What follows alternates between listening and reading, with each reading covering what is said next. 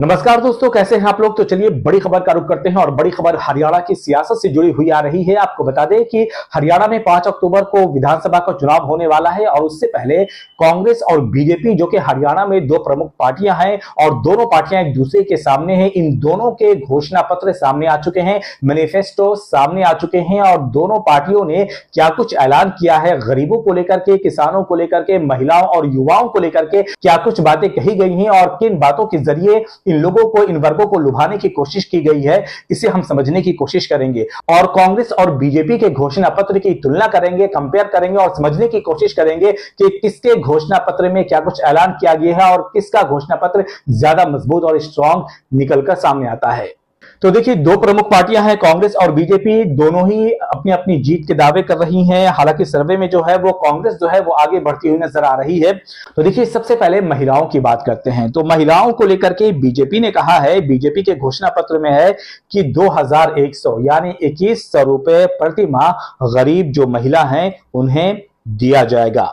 वहीं अगर कांग्रेस की बात कर ली जाए तो कांग्रेस के घोषणा पत्र में यह ऐलान किया गया है कि गरीब महिलाओं को 2000 रुपए दिए जाएंगे, यानी कि बीजेपी कांग्रेस से 100 रुपए ज्यादा दे रही है महिलाओं को प्रति माह। तो यहां पर बीजेपी जो है वो आगे निकलती हुई नजर आ रही है।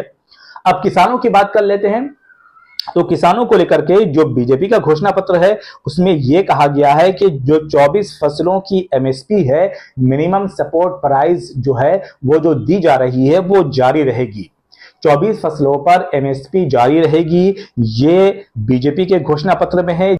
हालांकि कांग्रेस ने अपने मैनिफेस्टो में किसानों को लेकर के एमएसपी की कानूनी गारंटी दी है, यानी ये कहा है कि अगर वो सरकार में आती है तो मिनिमम सपोर्ट प्राइस पर कानून बनाए जाएंगे और कानून की गारंटी दी है। तो किसानों को लेकर के जो दावे और वादे किए गए हैं उसमें कांग्रेस जो है वो बढ़त बनाते हुए नजर आ रही है, क्योंकि जो किसान हैं वो कई सालों से इस बात की मांग कर रहे हैं कि एमएसपी को लेकर के कानून आना चाहिए, कानूनी गारंटी हमें मिलनी चाहिए। और इसको लेकर के बीजेपी ने कई बार किसानों से मुआहिदा भी किया, किसानों से बातचीत की और उन्हें आश्वासन भी दिया कि इस पर कानून बनाए जाएंगे एमएसपी को लेकर के, मिनिमम सपोर्ट प्राइस को लेकर के, लेकिन अभी तक उस पर अमल नहीं हो सका है, वो चीज, उस पर कानून नहीं बनाया जा सका है। तो कहीं ना कहीं किसानों को लेकर इस बात को लेकर के किसानों में और खासकर हरियाणा और पंजाब के किसानों में नाराजगी है और जिसका असर पंजाब के चुनाव में देखने को मिला। और अब हरियाणा में भी ये कहा जा रहा है कि जो किसान बीजेपी से नाराज चल रहे हैं उसका बहुत बड़ा असर देखने को इस बार के विधानसभा चुनाव में मिलेगा। इसके अलावा अगर युवाओं की बात कर ली जाए तो देखिए, युवाओं के ताल्लुक से कांग्रेस ने कहा है कि 2 लाख खाली सरकारी पद को भरा जाएगा। बात की घोषणा की है अपने घोषणा पत्र में कांग्रेस ने। वहीं अगर युवाओं को लेकर के अगर बात कर ली जाए तो बीजेपी ने यह कहा है कि 2 लाख सरकारी नौकरियां दी जाएंगी। तो 2 लाख सरकारी नौकरियां बीजेपी ने देने का वादा किया है और कांग्रेस ने कहा है कि जो खाली पड़े पद हैं 2 लाख, उसे भरा जाएगा। तो यहां पर दोनों ही पार्टियों के वादे लगभग सेम नजर आते हैं युवाओं को लेकर के। और अब जरा आगे बढ़ते हैं और देखते हैं कि बुजुर्गों को लेकर के क्या कुछ ऐलान किया गया है। तो कांग्रेस ने कहा है कि पुरानी पेंशन योजना लागू की जाएगी, पुरानी पेंशन योजना की बहाली होगी। और वहीं जो बीजेपी है वो ये कह रही है कि नई एकीकृत पेंशन योजना वो लागू की जाएगी। तो यहां पर जो पलड़ा है वो कांग्रेस का भारी नजर आ रहा है, क्योंकि पुरानी पेंशन योजना के तहत कई सारे ऐसे लाभ पेंशनधारियों को मिल रहे हैं जो कि नई एकीकृत पेंशन योजना में नहीं मिल पा रहे हैं। तो यहां पर जो है वो कांग्रेस का पल्ला भारी होता हुआ नजर आ रहा है।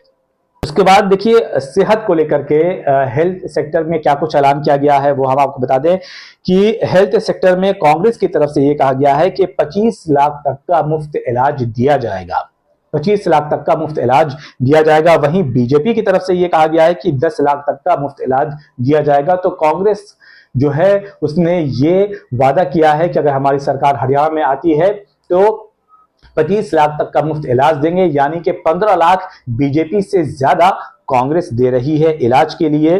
तो हेल्थ को लेकर के जो ऐलान किया गया है उसमें कांग्रेस कहीं ना कहीं आगे बढ़ती हुई और बहुत ज्यादा आगे बढ़ती हुई नजर आ रही है। उसके अलावा अगर घर की बात कर ली जाए तो बीजेपी ने कहा है कि हम हरियाणा में अगर सरकार हमारी आती है तो 5 लाख घर जो है वो हरियाणा में हम देंगे, 5 लाख गरीबों को हम घर देंगे।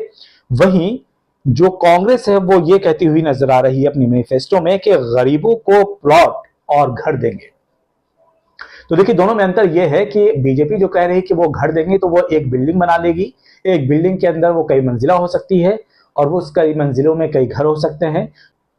कांग्रेस जो है वो ये कह रही है कि आपको प्लॉट देंगे, बाजाब्ता जमीन देंगे और उस पर आपको घर देंगे, यानी कि अगर आपको उस पर घर देते हैं तो उस जमीन की मालिकाना हक भी आपकी होगी और घर के भी मालिकाना हक आपकी होगी। तो यहां पर भी कांग्रेस बीजेपी से आगे बढ़ती हुई दिखाई दे रही है। और चलिए अब बिजली की बात कर लेते हैं। तो बिजली के ताल्लुक से बीजेपी के घोषणा पत्र में यह है कि 5 लाख घरों को मुफ्त बिजली दी जाएगी, जबकि 5 लाख की कोई कैद कांग्रेस के मैनिफेस्टो में नजर नहीं आ रही है। वो सीधे सीधे ये कह रही है कि 300 यूनिट मुफ्त बिजली फराहम की जाएगी हरियाणा के अंदर। तमाम लोगों को, हरियाणा के जो तमाम लोग हैं उनको 300 यूनिट तक बिजली मुफ्त फराहम की जाएगी, जबकि आपको पता है कि दिल्ली के अंदर 200 यूनिट बिजली फराहम की जा रही है, जिससे गरीबों लोगों को काफी फायदा हो रहा है। तो यहां पर भी ऐसा लगता है कि कांग्रेस बीजेपी से आगे बढ़ती हुई नजर आ रही है। वहीं अगर सिलेंडर की बात कर ली जाए तो सिलेंडर के बारे में उन्होंने बीजेपी ने भी ये कहा है कि 500 रुपए में गरीबों को सिलेंडर दिए जाएंगे और कांग्रेस ने भी यही कहा है कि 500 रुपए में गरीबों को सिलेंडर दिए जाएंगे।